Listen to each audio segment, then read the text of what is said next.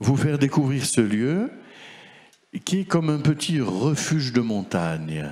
Hein? Voilà, on est à 900 mètres, c'est pas bien haut, mais enfin quand même. C'est un refuge pour tous ceux qui peinent au chemin de la vie, tous ceux qui sont blessés par l'existence. Parce que la Vierge Marie, elle a voulu ce sanctuaire comme un refuge pour les pécheurs. Et donc, vous avez beaucoup de chance. Vous êtes comme moi. Nous sommes tous pécheurs. Alors ce refuge, il est pour nous. Il est pour nous. Et Marie, d'ailleurs, avait dit à Benoît, la jeune bergère qui avait 17 ans, hein, Marie lui a dit, j'ai demandé le lot à mon fils pour la conversion des pécheurs et il me l'a accordé. Ce lieu, c'est un cadeau de Jésus à Marie. Voilà. Et oui, à l'école, on fait des cadeaux de nouilles, des colliers de nouilles pour maman. Hein. Mais Jésus, il a trouvé mieux que ça. Il a donné le lot à Marie, qui le lui avait demandé. Quel beau cadeau! Découvrons, chers amis, ce soir la richesse du message de miséricorde que le Christ offre ici à tous, par les mains de sa mère, la Vierge Marie.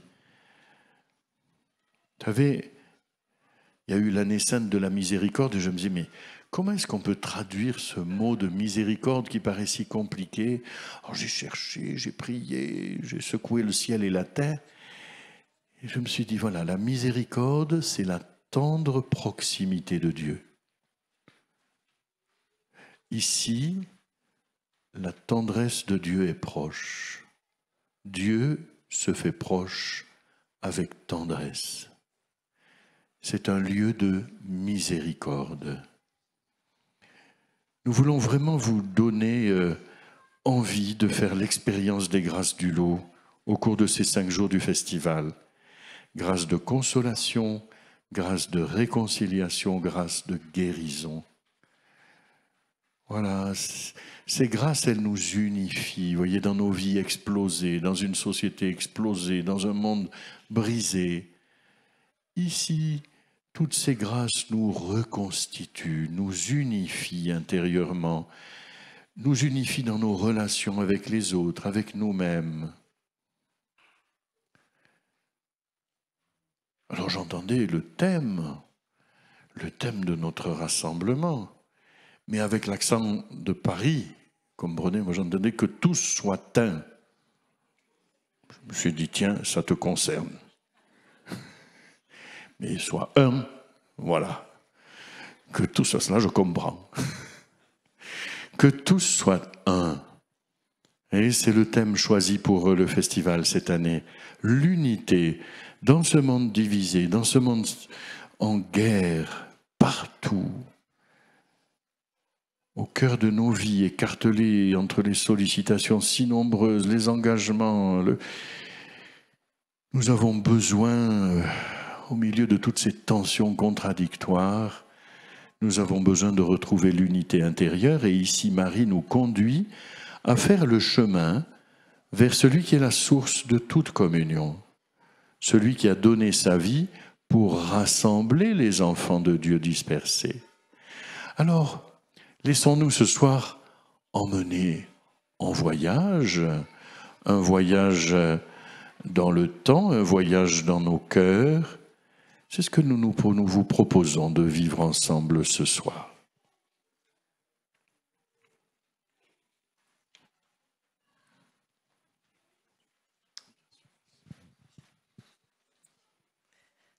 Un petit voyage dans le temps. Au XVIIe siècle, pour être précis, et encore plus précis, en 1664. En général, une date facile à retenir. Et nous sommes dans une petite vallée des Alpes du Sud. Le roi Louis XIV règne avec faste sur la France, mais au château de Versailles. Alors qu'ici, le petit hameau du Lot, perché à 200 mètres d'altitude, est un petit trou perdu, ignoré de tous. Il est dépendant d'un autre village, un tout petit peu plus grand, qui s'appelle Saint-Étienne, à 6 km d'ici, où vivent 200 âmes. Ici, une cinquantaine de personnes y vivent. Mais c'est d'abord dans le village de Saint-Étienne, qui est à 6 km d'ici, que les choses vont se passer. Il s'agit d'une famille qui s'appelle Rancurel et qui vit une existence ordinaire et chrétienne. Il y a 3 filles, et celle du milieu, qui s'appelle Benoîte, est la plus turbulente de la famille. Dès son plus jeune âge, elle fait les 400 coups. On la retrouve un jour coincée dans la chatière de la porte d'entrée. Et il faut abattre la porte pour la décoincer. Une autre fois, c'est sous le lit de ses parents qu'elle s'est coincée et on arrive difficilement à l'en retirer. En fait, une fille pleine de vie. Et c'est cette fille pleine de vie que la Vierge Marie va gratifier de rencontres exceptionnelles. Benoîte, alors qu'elle a 7 ans, a perdu son papa. Ce deuil est vraiment difficile pour la famille qui déjà vivait pauvrement. Avec la mort du papa, eh bien, la condition économique de la famille devient difficile. Et du coup, on va demander aux différentes filles de travailler. Les sœurs de Benoîte, eh bien, Marie et Madeleine, c'est leur prénom, elles sont assez soigneuses, elles sont calmes. Alors, on va leur confier des travaux de couturière, des travaux qui demandent du soin. Mais pour Benoîte, il n'en est pas question, parce qu'elle est trop vive et puis qu'elle aime le plein air. Elle aime bouger, elle aime être dehors. Alors, on va lui confier quelques bêtes dont elle va s'occuper et qu'elle va emmener paître un petit peu au-dessus de son village, dans un endroit qu'on appelle le Vallon des Fours. Et voilà ce qui survient au début du mois de mai 1664. Des manuscrits du lot. Au pied du bois de Saint-Étienne, dans un torrent où il y avait, sur le côté gauche en montant, une petite grotte, Benoîte gardait ses brebis, récitant son chapelet. Tout à coup, elle vit une belle dame, avec un petit enfant d'une beauté extraordinaire qu'elle tenait par la main. « Belle dame, lui dit-elle, que faites-vous ici ?» Elle lui demande si elle voulait acheter du plâtre, si elle voulait goûter avec elle, qu'elle avait du bon pain, qu'elle le tremperait dans la fontaine. La dame sourit de sa simplicité et ne lui dit pas un mot. Charmé des douceurs et des consolations de la Vierge Marie, Benoîte monte tous les jours en ce lieu, laissant ses moutons en bas de la descente sous la garde de Dieu. La Mère de Dieu y favorise la bergère de ses douces visites.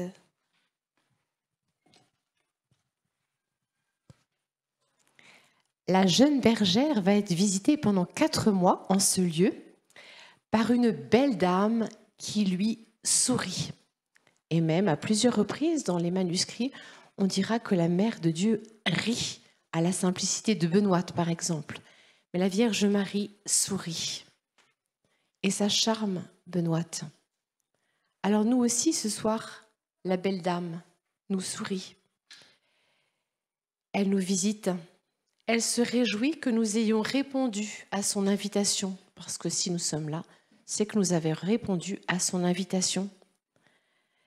Oui, Marie, nous sommes là parce que tu nous y attendais. Nous accueillons ta douce présence comme un sourire doux et maternel.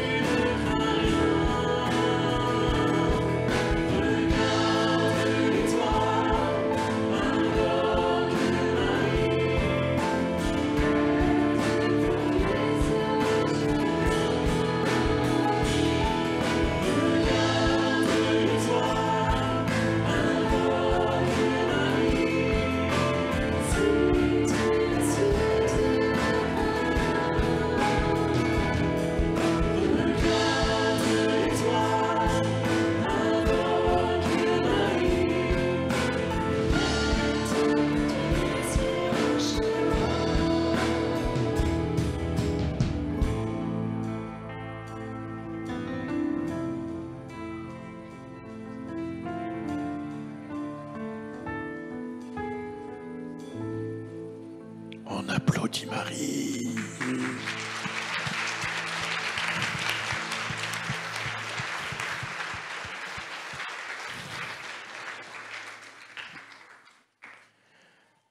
Oui, Marie est là au milieu de nous. Elle était au Vallon des Fours, donc ce premier lieu d'apparition. Si vous avez une petite heure là, pour aller juste faire un tour, allez voir le Vallon des Fours, c'est d'une authenticité, d'un lieu merveilleux. Derrière le village de Saint-Étienne. Et Marie rend visite à Benoît durant 4 mois. Du mois de mai, le mois de juin, le mois de juillet et le mois d'août. Et à la fin août, elle lui dit, parce qu'avec tout ça, elle disait toujours « Oh, il y a la belle dame, j'ai vu la belle dame ». Mais le juge d'Avançon, qui est là-bas, le village d'à côté, il lui dit « Mais enfin, demandez-lui son nom ». Ce que fait Benoît. Et à la fin du mois d'août, la dame lui dit « Je suis dame Marie, la mère de mon divin fils ». Et elle ajoute « Mon fils veut que je sois honorée dans cette paroisse, mais pas à cet endroit. » En effet, à Pindreau, 2e lieu d'apparition, Benoît reçoit sa mission. Vous voyez, elle a été préparée, le Vallon des Fours, c'est le temps des préparations, de l'intime changement qui se passe dans Benoît. Puis Pindreau, 2e lieu d'apparition, Benoît reçoit sa mission. Après 1 mois de silence, la Vierge Marie dit à Benoît qu'elle doit aller au lot et qu'elle sera guidée par des parfums. Et là, elle la verra très souvent, dit-elle. Et Benoît découvre la toute petite chapelle de ce modeste hameau coupé du monde. Et là, Marie lui fait une demande. Benoît répond qu'il n'y a pas d'argent pour la bâtir. Il faudra demeurer dans cette petite chapelle comme elle l'est. Marie lui dit de ne pas s'étonner. Quand il faudra bâtir, on trouvera tout ce dont on aura besoin, et au plus tôt. avec l'argent des pauvres. Il n'y manquera rien. Marie veut là un sanctuaire, une église. C'est celle qui existe encore aujourd'hui, qui nous abrite dans la prière. Et comme un reliquaire autour de la petite chapelle de Bonne Rencontre, qui a évidemment bien changé grâce aux apports des décorations des siècles. Mais c'est là ce petit refuge des pécheurs. C'est là que la Vierge Marie viendra si souvent à la rencontre de Benoît. Et c'est nous tous, pécheurs, qui avons trouvé refuge ici pour quelques jours. Et pendant ces quelques jours, à toutes les veillées, et dès ce soir, des prêtres sont à notre disposition sur la prairie qui est au-dessus pour recevoir nos confessions. N'hésitez pas. Mon archevêque aimait dire que les prêtres ne s'usent que si l'on ne s'en sert pas. Donc, ne laissez pas les prêtres s'user. Voilà. C'est pour nous tous que Marie est venue, pour nous dire, nous prendre dans sa prière, dans son grand manteau de prière. Et ici, pendant ces quelques jours, elle vous accueille avec douceur, avec compréhension. C'est à nous tous qu'elle propose de nous reposer sous ce grand manteau de la prière et de la douceur.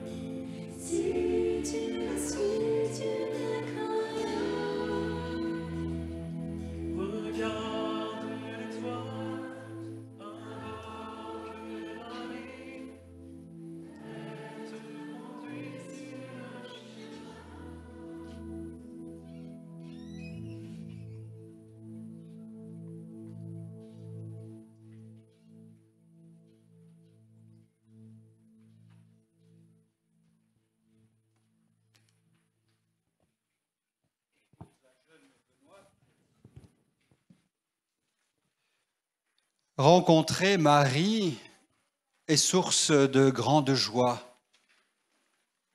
D'autant que bien vite, c'est le ciel tout entier qui va se manifester à elle, autour de Marie. Des anges, des saints, et même une visite du paradis. La bergère, qui est toujours marquée par la mort de son papa et les difficultés de la vie, puise dans ses rencontres célestes une joie incomparable. Et il faut dire que ce n'est pas triste ce qu'elle vit, ce dont elle est témoin. Écoutez plutôt. La Mère de Dieu apparaît à Benoît avec ses anges et leur permet de lui parler de plusieurs choses. Mais dans l'impatience où elle était d'entendre sa bonne mère, Benoît leur dit « Taisez-vous, beaux anges, laissez parler la bonne mère. » Un ange lui dit Je ne parle que par son ordre. La bonne mère se mit à rire et lui parla. Ou encore un autre jour, L'ange, apparaissant à Benoît un matin alors qu'elle s'habillait, Benoît le prie d'attendre qu'elle soit habillée, ce qu'il fit. plusieurs saints lui apparaissent aussi, et même Saint Joseph à 7 reprises. Benoît est comme témoin de la bonne humeur du ciel, de la joie du paradis. Témoin jusque dans la profondeur de son être. Bien sûr, la bergère ne crie pas sur les toits qu'elle reçoit des visites célestes, mais les habitants du village se doutent bien de quelque chose.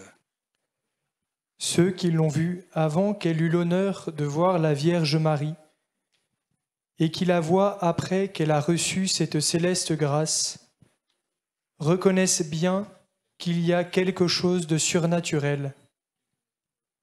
Elle a un tout autre teint, le visage serein.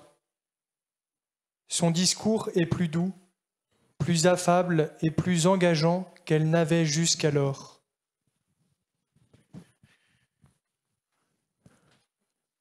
C'est ça la grâce. Elle nous transforme.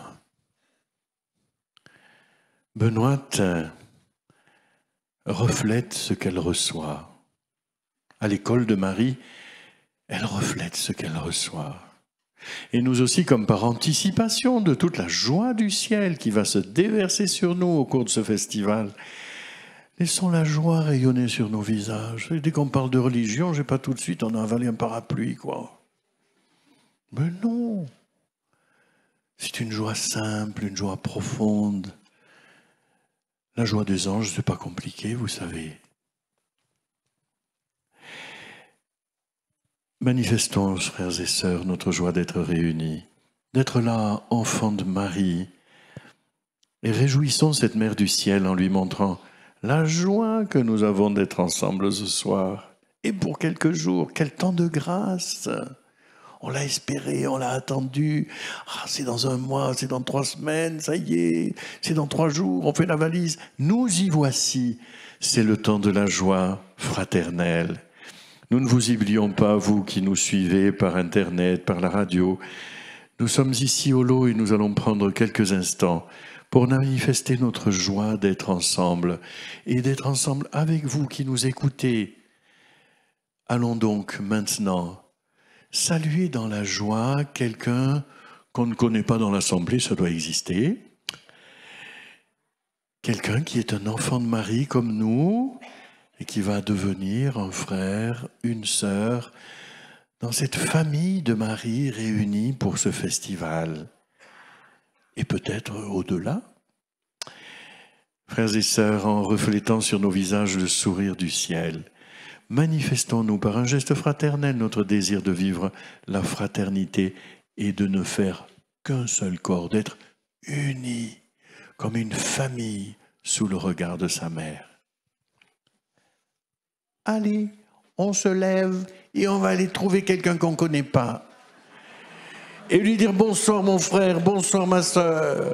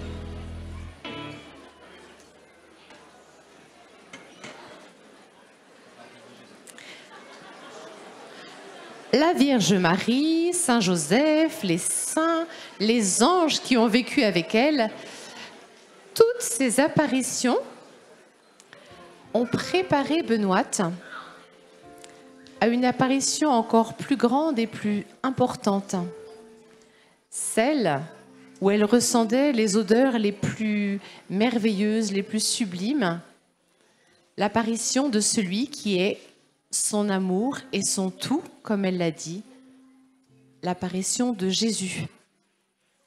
À 5 reprises, Benoîte verra à la croix d'Alençon, qui est à l'entrée du village, Jésus souffrant. La plus célèbre apparition de notre Seigneur Jésus-Christ a été sur une croix en l'année 1673 au mois de juillet, un vendredi. Benoîte moissonnait avec plusieurs autres personnes, en présence de quelques étrangers, dans une terre qui était à la chapelle lorsque, par un mouvement de l'Esprit divin, elle quitte la compagnie et s'en va à cette croix sur laquelle elle vit notre divin Sauveur. Attiré vers cette croix, Benoît ouvre son cœur à Jésus le Sauveur. À la source de la miséricorde, elle y puise des grâces pour changer et pour témoigner à son tour de la miséricorde divine auprès des pèlerins qui viennent chercher réconfort et pardon. À sa suite, pour tous ceux qui le peuvent, je vous invite à vous mettre à genoux, à regarder la croix qui est ici devant nous.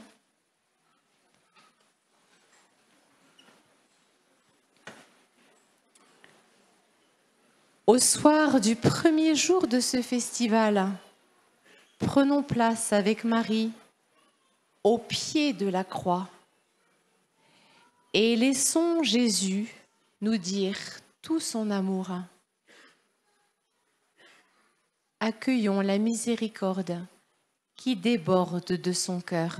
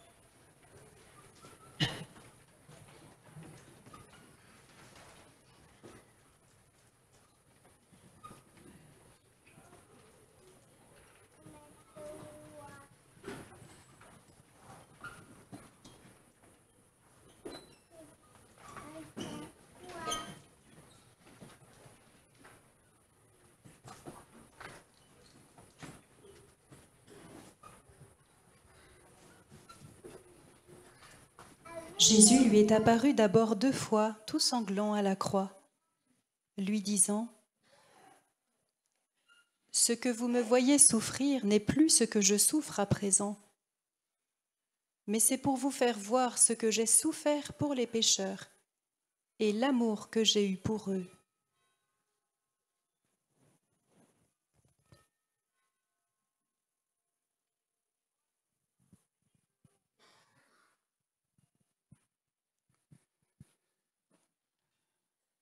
Toutes ces expériences mystiques sont là pour préparer Benoît, pour l'accompagner dans sa mission. Mais quelle mission?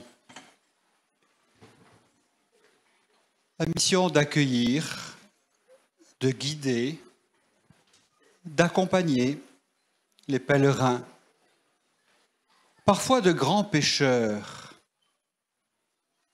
et de les amener à vivre une véritable expérience de conversion, de réconciliation.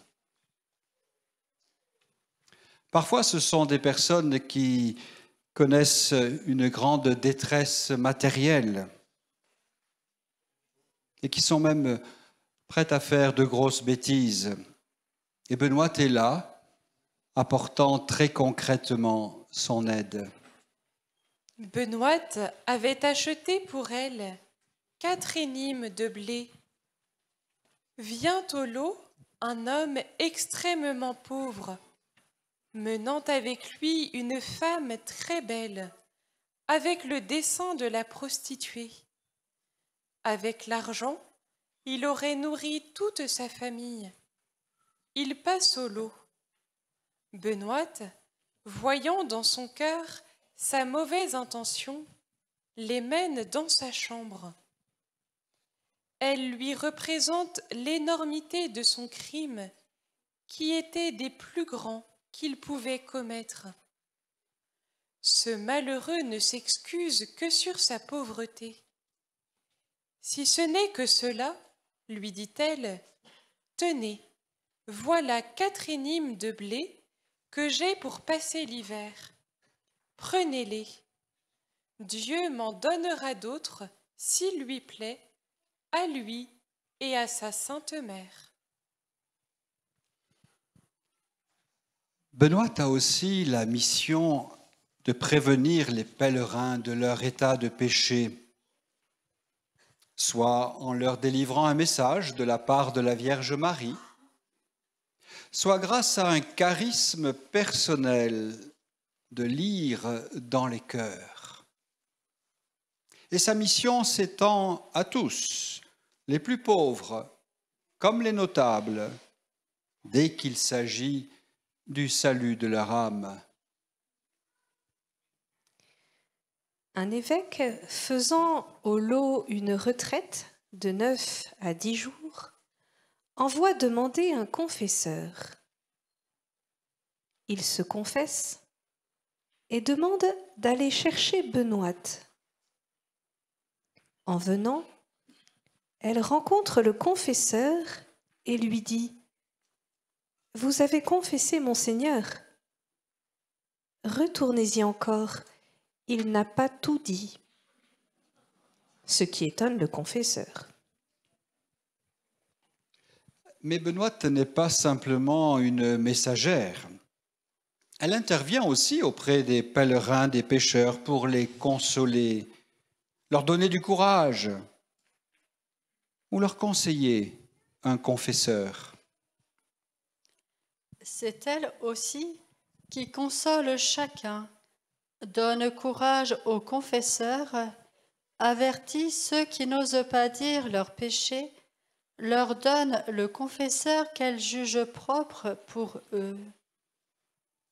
Et Benoît prie pour les pénitents. Elle offre sa vie pour leur conversion. Benoît prie pendant qu'on confesse les pénitents. Il se fait des conversions admirables. S'ils ont du temps pour séjourner, on les prie d'attendre que la foule du monde soit passée. S'ils n'ont pas le moyen d'attendre, on quitte tout pour eux. C'est là que l'on prend les gros mulards et les grosses baleines. Les confesseurs sont charmés le plus souvent de voir les grâces que Dieu répand sur les pécheurs et les conversions qui s'y font. La conversion, c'est la réponse enthousiaste à ce Dieu qui nous aime. Le lot nous rend disponibles à recevoir de grandes grâces. Et ces grandes grâces vont dilater nos cœurs, qui font la vérité sur nos complicités avec le mal et qui nous font accepter le beau combat de la lumière. Aujourd'hui encore, Benoît continue sa mission auprès de chacune et de chacun d'entre nous. La mission, tout faire pour accueillir la lumière, tout faire pour avancer librement vers Jésus, tout faire pour triompher de toutes nos divisions.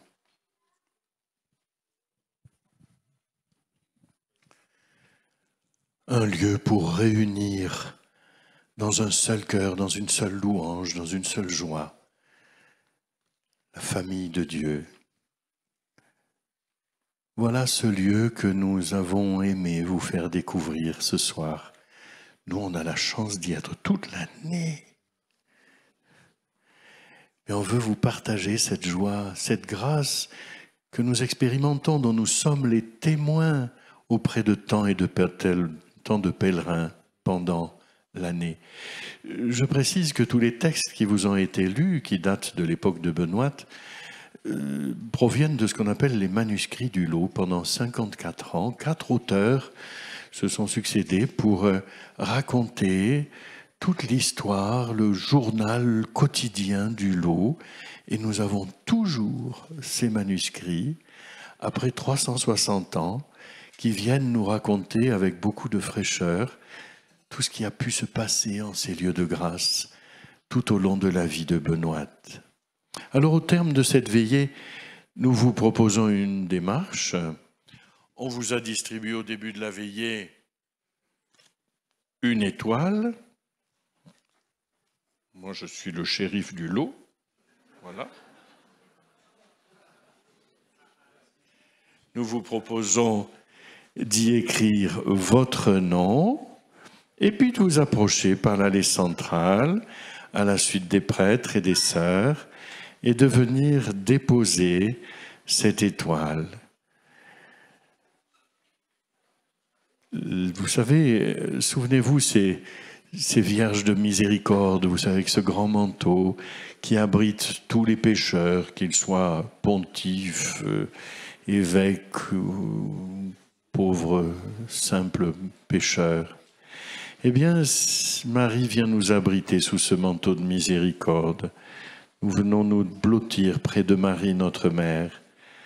Oui, Marie est une mère et sa maternité se tend sur toute l'Église.